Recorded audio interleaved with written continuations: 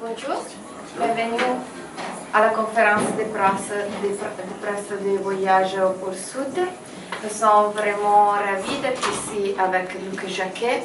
Nous avons appelé Luc Jacquet parce que c'est vraiment un des réalisateurs dans notre idée d'un cinéma qui est vraiment pour tout le monde.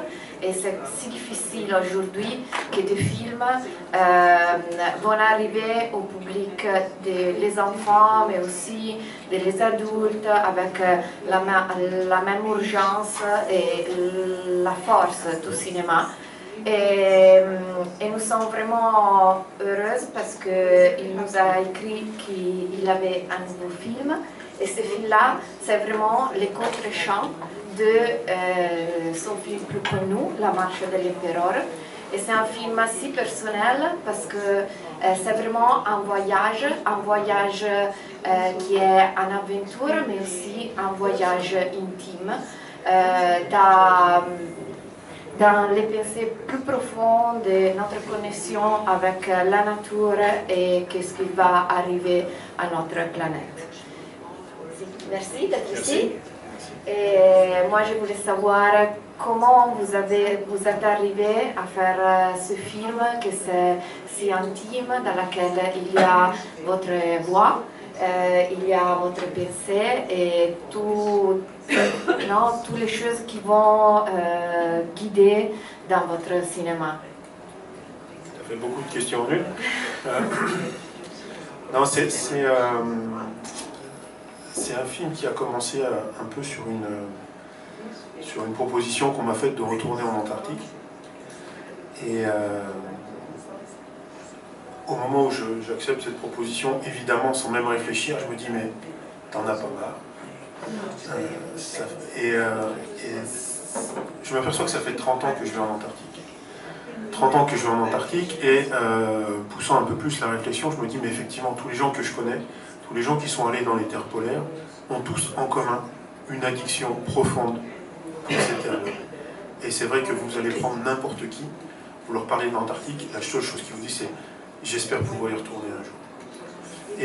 Et partant de là, j'ai voulu effectivement faire ce film avec ces 30 ans de réflexion sur des voyages dans plein de régions en Antarctique. J'ai passé, je crois, plus de 3 ans et demi en cumulé.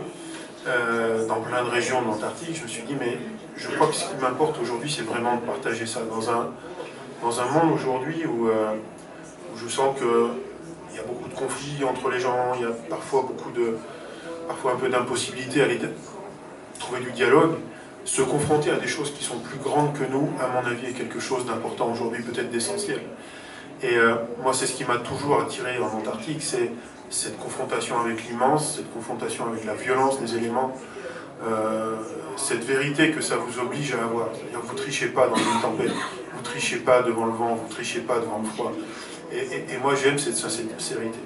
Et je me suis aperçu que c'était toujours difficile de raconter ça, au fond. Et dans ce film, je n'ai pas voulu le raconter, j'ai voulu utiliser le langage du cinéma pour le partager. Et ce film, il est fait avec des images qu'en général on ne montre jamais, on garde pour soi, on montre à sa famille. Parce que quand on part en tournage, on va en tournage, on fait notre truc, puis on rentre. Et là, c'est vraiment toute l'ampleur de ce voyage qui me semblait important, puisque c'est ce qu'on vit nous quand on part là-bas. Et c'est tout ce processus mental qui va vous accompagner du moment où vous partez.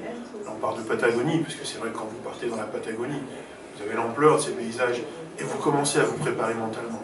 Et plus ça va aller, plus vous allez être attiré par ce continent magnétique, par ce pôle qui vous attire comme une pulsation.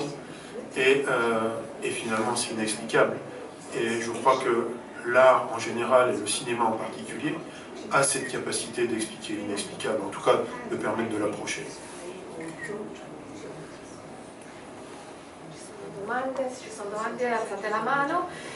Moi, je pense qu'il y a cette choix très fort de blanc et noir qui n'est pas évident.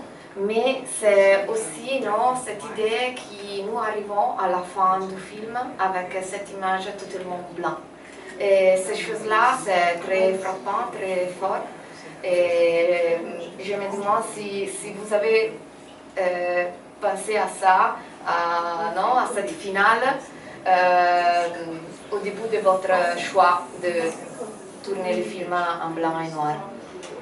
Oui, ce film, c'est effectivement une dissolution vers le blanc. Parce que quand vous êtes au pôle Sud, moi, la première fois que je suis arrivé au pôle Sud, je me suis dit, mais c'est pas possible que ce soit au fond que ça. Parce que c'est plus du blanc, et c'est du blanc au point de vous en donner le vertige. Et si par malheur, le temps est mauvais, vous n'avez même plus de relief, vous rentrez dans un monde qui est à la limite du monde terrestre, au fond, vous faites un pas en plus et vous êtes dans l'espace. Et c'est ce que j'ai aussi voulu raconter avec ce film. Je n'avais pas envie de faire un documentaire de voyage, au fond. J'en ai eu fait, il y a plein de gens qui en ont fait. C'était vraiment, encore une fois, aller vers l'intime et aller du vivant vers la mort, au fond. Puisque quand vous êtes au pôle Sud, il n'y a plus rien de vivant. Vous n'avez plus une créature vivante.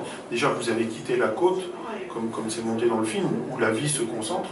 Plus vous allez vous enfoncer dans l'île Nancy, plus vous allez quitter le vivant. Et cette métaphore, elle existe aussi dans le film. C'est-à-dire qu'on se dépouille, plus on avance vers le Sud, plus on avance vers le pôle Sud, plus on se dépouille de tout ce qui peut nous rattacher à la vie terrestre. Et c'est vrai que dans ce monde qui a les yeux aujourd'hui tournés vers l'espace en disant ben, peut-être qu'il y a une alternative, peut-être qu'il y a une planète B, peut-être que sur Mars on va être vachement bien, et peut-être que sur la Lune, où il y a 300 degrés d'écart de température entre le jour et la nuit, ça va être vraiment ça va être le club méditerranéen. Je voulais juste dire, essayez juste l'Antarctique et vous allez vous apercevoir que non, je ne crois pas qu'il y ait d'alternative à la planète sur laquelle on vit.